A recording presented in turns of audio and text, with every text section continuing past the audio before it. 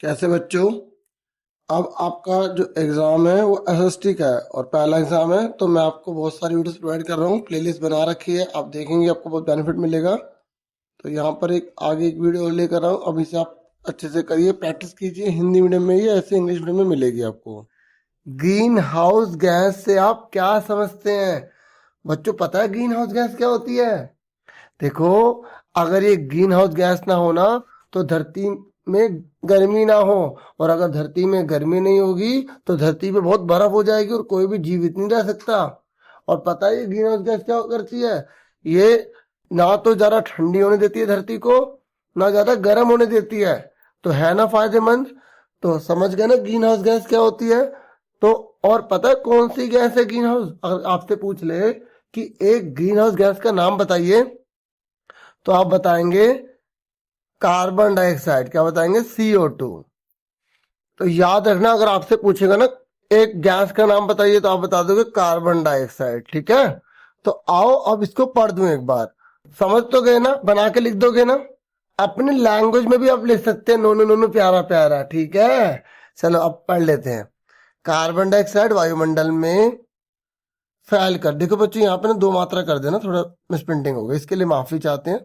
ठीक है, तो फैलकर पृथ्वी से विकसित ऊष्मा को पृथ्वी पर रोककर ग्रीन हाउस प्रभाव उत्पन्न करती है। ठीक है, ये ना CO2 को रोक लेती है। ठीक है, ठीक है, ऊष्मा को जो है ना, मतलब ये जो CO2 है ना, ये ऊष्मा को रोक लेती है, जिसके कारण इसे ग्रीन हाउस गैस कहा जाता है। ग्रीन हाउस गैस के अभाव में पृथ्वी बहुत अधिक ठंडी हो जाएगी और इस पर रहना असंभव होगा, इसलिए यह बहुत आवश्यक गैस होती है। ठीक है, आप अपने लैंग्वेज में बना के लिख देना जो मैंने समझाया है। और मैंने एक बात बता दूं, मैंने मिड टर्म का आपका क्वेश्चन पेपर पूरा सोल्व करवा दिया है। अगर अभी तक आपने वो वीडियो नहीं देखी तो क्यों नहीं देखी, जरूर देखो, अच्छे से समझाई है, पूरी करो से। इंग्लिश मीडियम हिंदी मीडियम दोनों में करवाई है। ठीक है, चलो करें आगे। नेक्स्ट क्वेश्चन है, नाइट्रोजन गैस का महत्व बताइए।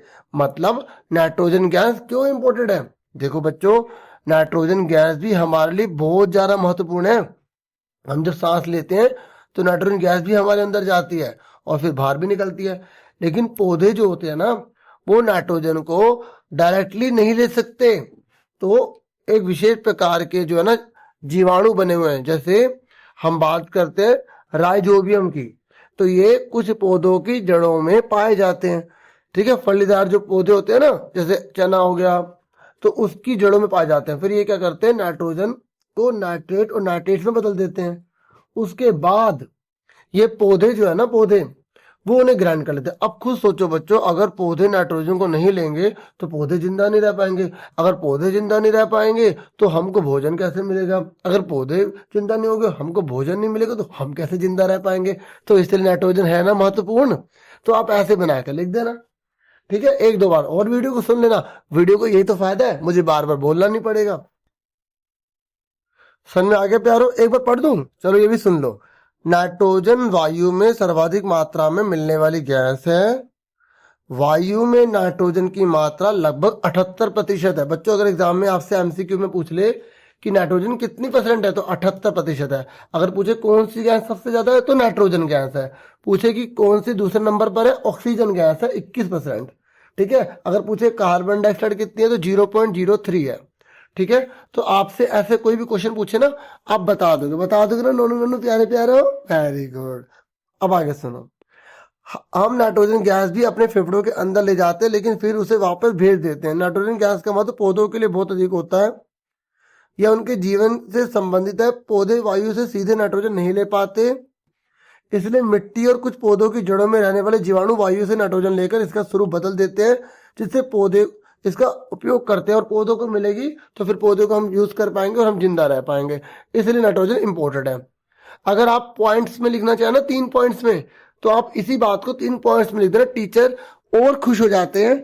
ठीक है, और आपको और अच्छे अच्छे नंबर देते हैं। ठीक है ना प्यारो, वेरी गुड। चलो अब आगे सुनो। ये कह रहे हैं मानवीय पर्यावरण के 3 उदाहरण दीजिए। क्या हम जो मनुष्य हैं, क्या हम भी पर्यावरण बनाते हैं? हाँ बनाते हैं ना। देखो, जैसे हमने खेती बाड़ी करी, कृषि करी, तो वो कृषि भी एक मानवीय पर्यावरण है।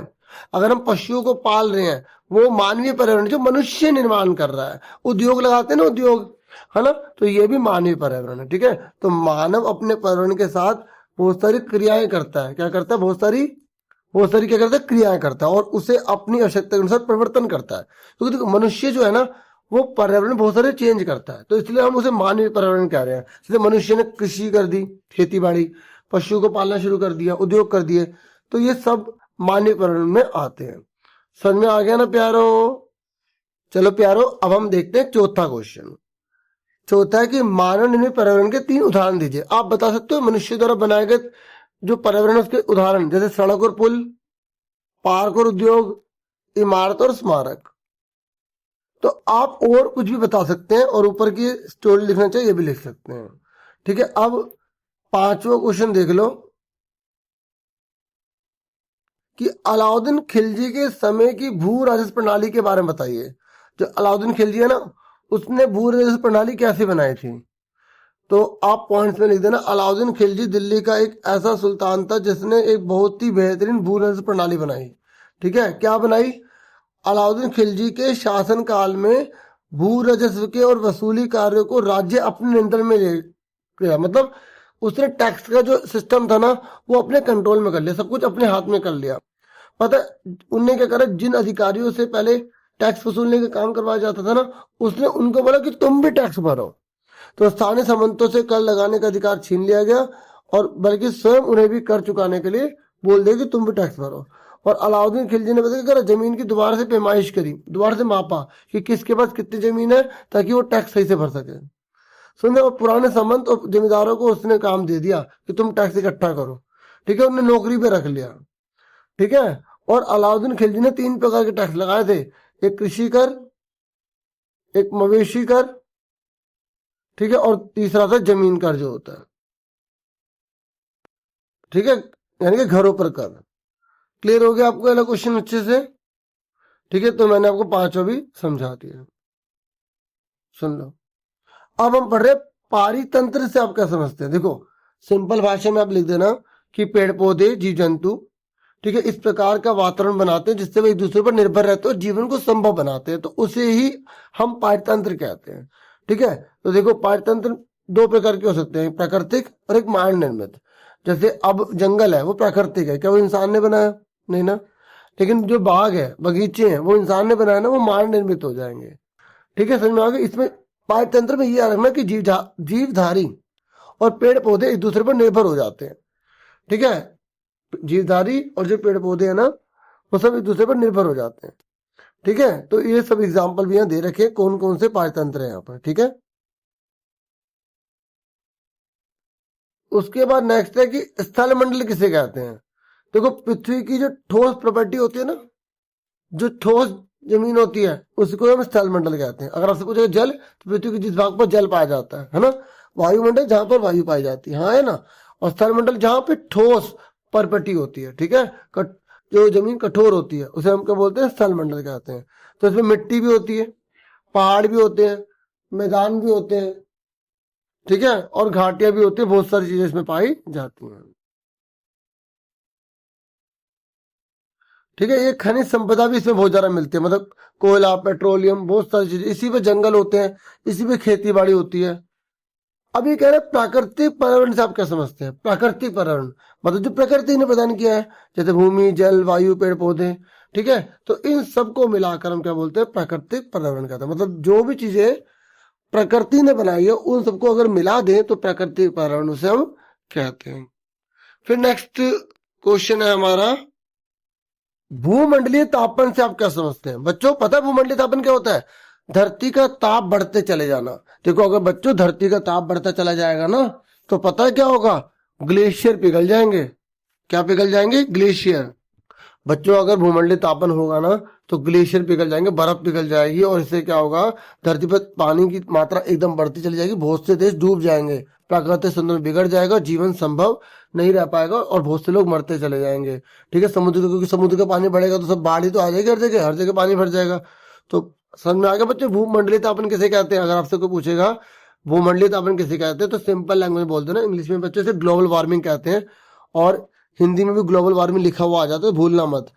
तो आप बोल देना धरती के ताप का बढ़ना, धरती के ताप का बढ़ना ग्लोबल वार्मिंग कहलाता है, भूमंडलीय तापमान कहलाता है, और ये कार्बन डाइऑक्साइड के बढ़ने की वजह से होता है, CO2 के बढ़ने की वजह से होता है। अगर CO2 बढ़ती चली जाएगी तो यानी कि तापमान बढ़ता चला जाएगा, गर्मी बढ़ती चली जाएगी, तो जो ठंडी जगह है वहां की बर्फ पिघलने लग जाएगी और समुद्र का पानी बढ़ने लग जाएगा, और समुद्र का पानी बढ़ेगा तो बहुत सारे जीव जंतु, पेड़ पौधे दुनिया से हमेशा के लिए खत्म हो जाएंगे। समझ में आ गया? अगला क्वेश्चन है कि कार्बन डाइऑक्साइड का फायदा क्या है। अभी हम ऊपर पढ़ रहे थे कि कार्बन डाइऑक्साइड बढ़ेगी तो धरती में पानी जो है वो नहीं रहेगा, क्योंकि वो सारा खारा पानी बन जाएगा, पीने लायक पानी नहीं रहेगा, सारी बर्फ पिघल जाएगी। फिर हम कह रहे हैं कि कार्बन डाइऑक्साइड फायदेमंद है, तो क्यों? देखो, हर चीज उचित मात्रा में ठीक लगती है। जैसे आप अगर चीनी खा रहे हैं, उचित मात्रा में खा रहे हैं तो ठीक है, लेकिन ज्यादा खाएंगे तो नुकसान कर देगी, जहर बन जाएगी ना, हाँ या ना? अगर आप जो है, चलो इतना ही बोल देते हैं, आज क्वेश्चन पढ़ाते हैं। तो कार्बन डाइऑक्साइड का फायदा क्या है? तो आप बताओगे कार्बन डाइऑक्साइड तो बहुत ज्यादा जरूरी है, क्योंकि पौधे इसी से अपना भोजन बनाते हैं। अगर पौधे अपना भोजन नहीं बनाएंगे तो हमें क्या देंगे, और अगर हमें नहीं मिलेगा तो हम जिंदा कैसे रहेंगे, हाँ या ना? क्योंकि पौधे कार्बन डाइऑक्साइड लेके तो ऑक्सीजन छोड़ेंगे, और ऑक्सीजन छोड़ेंगे तब हमारे को ऑक्सीजन मिलेगी, और ऑक्सीजन हमारे को मिलेगी तभी तो हम जिंदा रहेंगे। तो इसलिए हुई ना, कार्बन डाइऑक्साइड इंपॉर्टेंट है। तो बना बना के लिख दोगे? मजा आ गया? कैसे पढ़ाता हूँ, कैसा पढ़ाता हूँ, थोड़ा कमेंट करके जरूर बताना, ताकि मुझे मोटिवेशन मिले, मैं और वीडियो आपके लिए नोने प्यारी प्यारी लेकर आऊं। तो 10वां क्वेश्चन हो गया, आगे करते हैं बच्चों। अगला क्वेश्चन है समताप मंडल से आप क्या समझते हैं? बच्चों पता है समताप मंडल? देखो, आपको सारी हवाओं की जो परतें हैं वो पता होनी चाहिए। शोभ मंडल क्या होता है, समताप मंडल क्या होता है, वायुमंडल क्या होता है। अगर ये नहीं करा तो फिर क्या करा? तो कुछ आप भी तो खुद करोगे, तो बुक से चैप्टर पढ़ोगे, अच्छे से करोगे। अब आओ पढ़ते हैं क्वेश्चन। समताप मंडल से आप क्या समझते हैं? देखो, शोभ मंडल के ऊपर का जो भाग होता है ना, शोभ मंडल के ऊपर के भाग को समताप मंडल कहते हैं, और ये लगभग 50 किलोमीटर तक फैला हुआ है, और इसी परत में बादल और मौसम की घटनाएं होती हैं। जो बादल दिखाई देते हैं ना आपको, हवाई जहाज उड़ते हैं, जो हवाई जहाज उड़ते हैं वो समताप मंडल में ही होते हैं। समताप मंडल बहुत ज्यादा इंपॉर्टेंट है, क्योंकि इसमें जो है ना, इसमें ओजोन परत की गैस भी होती है। और ये पता ओजोन परत की गैस क्या करती है? पता ओजोन परत क्या करती है? अगर ये ना होती तो सूरज की रोशनी में से पराबैंगनी किरणें धरती पे आ जाती, और कैंसर, स्किन की बीमारी फैला जाती।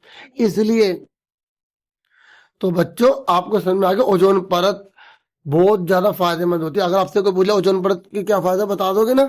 ओजोन परत पराबैंगनी किरणों को आने से रोकती है, हानिकारक किरणों को आने से रोकती है, और पराबैंगनी किरणों को रोक देती है, और सूरज की रोशनी छन कर आती है। जैसे आप चाय पीते हो तो जो चाय पत्ती होती है छन कर आती है ना, चाय पत्ती मुंह में आने कितना बेकार लगेगा। तो बिल्कुल वैसे ही अगर ओजोन परत ना होती तो सूर्य की रोशनी छन के ना आती, तो छन कर आती है, और हमें अच्छी रोशनी मिल पाती है, और हम बीमारी से बच पाते हैं। आगे सुनो, वायुमंडल के बारे में बताओ बच्चों। आप जानते हो वायुमंडल में क्या क्या चीजें होती हैं? अभी मैंने आपको बता दिया कि वायुमंडल की 5 परतें होती है, 5। पहली होती है शोभ मंडल, दूसरी समताप मंडल, तीसरी मध्य मंडल, बाह्य मंडल और बहिर्य मंडल। टोटल कितने होते हैं? 5। याद रखोगे ना प्यारो? ठीक है, अब आ जाओ सुलाकुल की नीति। अगर आपको सुलाकुल की नीति नहीं पता तो एग्जाम में आप क्वेश्चन छोड़ के आ जाओगे, आंसर छोड़ के आ जाओगे, ठीक है? तो क्वेश्चन तो आप वैसे ही लिख के नहीं आने होते। चलो सुनो, सुलाकुल की नीति क्या होती है? पता बच्चों सुलाकुल की नीति क्या होती है? देखो, अकबर ने अपने टाइम पर एक नीति बनाई थी, जिसमें बोला था कि जितने भी सब धर्म के लोग हैं ना, ठीक है, उनका हम सम्मान करेंगे। मतलब किसी भी धर्म पर टैक्स नहीं लगेगा, सबके विचारों को सुना जाएगा, लेकिन कोई भी उस अकबर के खिलाफ जो है ना विरोध नहीं करेगा। सब शांति और बंधुत्व से रहेंगे, और कोई भी सहनशीलता जैसे गलत काम नहीं होगा। तो ये सुलह कुल की नीति। सुलह मतलब होता है आपस में बातचीत हो जाना। नीति मतलब एक ऐसा नियम, मतलब जिसमें अलग अलग जितने भी धर्म के लोग हैं ना, अकबर ने बोला सभी को सम्मान मिलेगा, ठीक है।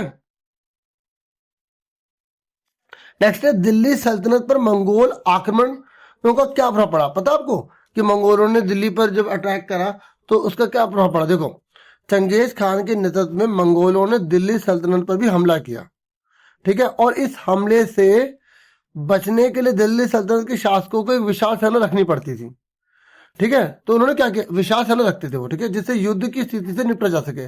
अलाउद्दीन खिलजी का बल प्रतिरक्षा पर था, जबकि मोहम्मद तुगलक के द्वारा उठाए गए कदम मंगोलों के विरुद्ध सैनिक आक्रमण की योजना का हिस्सा थे।